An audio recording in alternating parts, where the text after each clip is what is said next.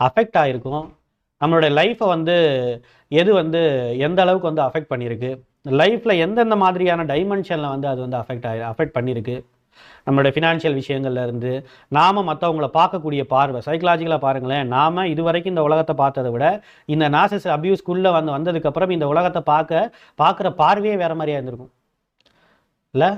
ஒரு காலத்துலலாம் வந்து நம்ம அப்படியே அந்த அளவுக்கு ஒரு சோசியலி ஃபெமிலியராக இருப்போம். அந்த அளவுக்கு எல்லாத்துக்கிட்டையும் அப்படியே நல்லா பழகுவோம், போவோம், வருவோம், எல்லாம் அப்படியே ஒரு எக்ஸ்ட்ராவாட்டாக இருப்போம். பட் இந்த அபியூஸுங்கிறது உள்ளே வந்ததுக்கு பிறகு முழுக்க நம்ம வந்து அப்படியே ஒரு இன்ட்ரோவர்ட்டுன்னு கூட சொல்ல முடியாது, ஒரு டம்ப்டா, ஒரு டிப்ரெஷனுங்கிறது நமக்குள்ள ஒரு ப்ரொலாங் டிப்ரெஷன் நம்ம கன்சியூம் பண்ணுற மாதிரியான ஒரு சூழ்நிலைக்கு நம்ம தள்ளப்படுறோம். இந்த சமுதாயத்தை பார்க்கும்போது, மற்றவங்களை பார்க்கும்போது ஆட்டோமேட்டிக்காக நமக்குள்ள ஒரு பயம் வர ஆரம்பிக்குது, நமக்குள்ள ஒரு டவுட் வர ஆரம்பிக்குது. இது மட்டும் இல்லாமல் நாம் அடுத்தவங்ககிட்ட எப்படி நடந்துக்கிறோங்கிறத பார்க்கும்போது நமக்குள்ள ஒரு பயங்கரமான ஒரு செல்ஃப் டவுட் வருது. நம்ம சரியாக தான் ஒருத்தவங்ககிட்ட கம்யூனிகேட் பண்ணுறோமா,